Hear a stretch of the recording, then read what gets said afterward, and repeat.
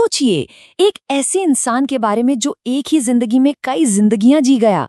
एक ही वक्त में वो एक शायर था, एक संगीतकार था, एक इतिहासकार था और हाँ, जुबान का जादूगर भी। एक ऐसा नाम जिसे हम आज खड़ी बोली हिंदी का पहला शायर मानते हैं। जी हाँ, आज हम बात करने वाले हैं अमीर खुसरो की, जिनकी कलम ने दिल्ली सल्तनत के न जाने कितने तूफान देखे, तख्त बनते और उजड़ते देखे। ये जो दोहा अभी आपने सुना, ये सिर्फ चंद शब्द नहीं है। ये एक पूरे दौर के खत्म होने का ऐलान है। ये एक शागिर्द का दर्द है जिसके गुरु के जाने से पूरी दुनिया में अंधेरा छा गया हो। तो चलिए, इसी दर्द की गहराई से अमीर खुसरो की कहानी को समझना शुरू करते हैं। देखिए, आज हम सिर्फ उनकी जिंदगी के पन्ने नहीं पलटेंगे, बल्कि एक बहुत बड़ी पहेली को सुलझाने की कोशिश करेंगे। और पहेली ये है कि एक ही इंसान एक ही वक्त में दिल्ली के सुल्तान का सबसे चहेता दरबारी और एक सूफी फकीर का सबसे प्यारा मुरीद कैसे हो सकता है। कोई कैसे सुल्तानों के लिए जंग के किस्से लिखे और फिर उसी कलम से रूहानियत के नगमे भी गाए। तो चलिए, इस सफर पर निकलते हैं। इस पहेली का जवाब ढूंढने के लिए हमें उनकी जड़ों तक जाना होगा। और खुसरो की जड़ें वो तो किसी संगम जैसी थीं, जहां दो अलग अलग दुनियाएं आकर मिलती थीं और एक बिल्कुल नई पहचान को जन्म दे रही थीं। असल में खुसरो का तो जन्म ही दो संस्कृतियों का मिलन था।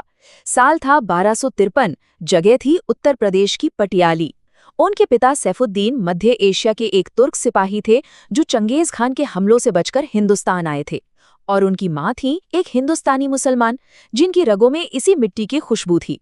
तो सोचिए, घर के अंदर तुर्की और फारसी का माहौल था और दरवाजे के बाहर हिंदवी की मिठास, जो उस दौर की आम बोलचाल की जबान थी। बस यही वो जमीन थी जहां खुसरो नाम का वो पुल तैयार हुआ जो दो दुनियाओं को जोड़ने वाला था। महज 20 साल की उम्र तक उनकी शायरी के चर्चे दिल्ली तक पहुंच चुके थे। और जाहिर है, जब शोहरत मिलती है तो सत्ता के गलियारों के दरवाजे भी खुल ही जाते हैं। यहीं से खुसरो की जिंदगी का वो दौर शुरू हुआ जो दिल्ली सल्तनत के खतरनाक और सियासी दरबारों में गुजरा। और ये कोई सीधा साधा सफर नहीं था, ये एक तूफानी समंदर था जहां तख्त बदलते थे और किस्मतें पलट जाती थीं। उन्होंने एक के बाद एक कई सुल्तानों का दौर देखा, बलबंद से लेकर खिलजी वंश तक। हर नए सुल्तान के साथ उनकी किस्मत भी नई करवट लेती थी। सुल्तान मोहम्मद के साथ तो वो जंग में मंगोलों के हाथों बंदी तक बन गए थे, किसी तरह जान बचाकर वहां से भागे। लेकिन उनकी काबिलियत ही ऐसी थी कि जलालुद्दीन खिलजी ने उन्हें अमीर का खिताब दिया और अलाउद्दीन खिलजी के दौर में वो राजकवि बने, जो शायद उनकी जिंदगी का सबसे सुनहरा दौर था। लेकिन खुसरो सिर्फ वाहवाही करने वाले दरबारी नहीं थे। मंगोलों की कैद से भागने के बाद उन्होंने जो लिखा वो सिर्फ एक सुल्तान की मौत का मातम नहीं था, वो जंग की उस भयानक सच्चाई का दस्तावेज था जिसे उन्होंने अपनी आंखों से देखा था। उनकी कलम में वो ताकत थी कि वो सच को जैसा का तैसा कागज पर उतार देते थे। तो वो एक कामयाब दरबारी थे, इतिहास लिख रहे थे, सुल्तानों की शान में कसीदे पढ़ रहे थे। पर क्या उनका दिल सच में दरबार में था? क्योंकि इतिहास बताता है कि उनका दिल असल में कहीं और ही बसता था। दरबार की सारी चमक दमक के बीच खुसरो की जिंदगी का जो असली केंद्र थे, उनकी जो धुरी थे, वो थे उनके गुरु हजरत निजामुद्दीन औलिया। शाही दरबार की हर सहूलियत के बावजूद खुसरो का दिल हमेशा एक सूफी का, एक फकीर का ही रहा। सोचिए, वो सिर्फ 8 साल के थे जब वो औलिया साहब के मुरीद बने और ये रिश्ता उनकी जिंदगी की आखिरी सांस तक उनकी सबसे बड़ी दौलत बना रहा। और ये प्यार सिर्फ खुसरो की तरफ से नहीं था, निजामुद्दीन औलिया भी उन्हें बेपनाह चाहते थे। वो कहते थे, मैं बाकी सबसे तो ऊब जाता हूँ पर खुसरो से कभी नहीं ऊबता। वो खुसरो को प्यार से तुर्क अल्लाह बुलाते थे, यानी ईश्वर का तुर्क। ये एक ऐसा रिश्ता था जो शाही दरबार के किसी भी कानून या बंधन से बहुत ऊपर था। उनकी असली वफादारी किधर थी, इसका सबसे बड़ा सबूत तो उनकी अपनी कलम है। जरा सोच कर देखिए, वो दौर जब सुल्तान को खुदा का साया माना जाता था, उस दौर में सुल्तान की शान में लिखी किताब की शुरुआत एक फ़कीर के नाम से करना कितनी बड़ी हिम्मत की बात रही होगी। उनका जिस्म दरबार में था पर रूह हमेशा अपने गुरु के कदमों में। और जब बंगाल में उन्हें अपने गुरु के दुनिया से जाने की खबर मिली तो वो अपना सब कुछ लुटाकर दिल्ली की तरफ भागे और अपने पीर के जाने का सदमा बर्दाश्त नहीं कर पाए। ठीक 6 महीने बाद उन्होंने भी दुनिया को अलविदा कह दिया। तो ये थे खुसरो के दो चेहरे, दरबारी और सूफी। पर कहानी में एक और पेच है, एक और पहेली। उनकी ज्यादातर बड़ी बड़ी किताबें फारसी में हैं, जो उस वक्त दरबार की भाषा थी। तो फिर सवाल ये है कि हम उन्हें खड़ी बोली हिंदी का पहला कवि क्यों मानते हैं? इसका जवाब उस जबान में छुपा है जिसे हिंदी भी कहते थे, यानी उस दौर के आम लोगों की भाषा, जिसे आज की हिंदी और उर्दू की माँ कहा जा सकता है। जवाब खुद खुसरो के दिए नाम तूतिए हिंद में है।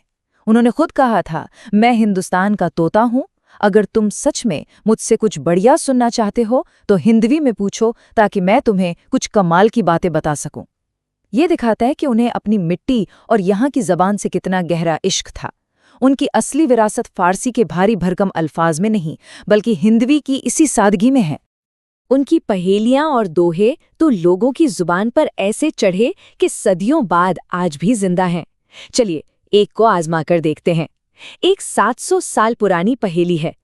एक थाल मोती से भरा, सबके सिर पर औंधा धरा, चारों ओर वो थाली फेरे, मोती उससे एक न गिरे। क्या है ये भला? जवाब है आसमान। सोचिए तो, 700 साल पुरानी ये पहेली आज भी कितनी ताज़ा और कितनी सरल लगती है। यही तो उनका कमाल था कि वो रोजमर्रा की चीजों में इतनी गहरी और मजेदार शायरी ढूंढ लेते थे। पर अब आता है कहानी का सबसे बड़ा रहस्य। पता है क्या? आज खुसरो की हिंदवी में लिखी एक भी चीज अपने असली लिखित रूप में मौजूद नहीं है। जो कुछ भी आज हम जानते हैं वो सब सुन सुनकर पीढ़ी दर पीढ़ी हम तक पहुंचा है। ये इतिहास की एक अनसूझी गुत्थी है कि उस महान शायर की हिंदवी की लिखावट आखिर कहाँ गुम हो गई।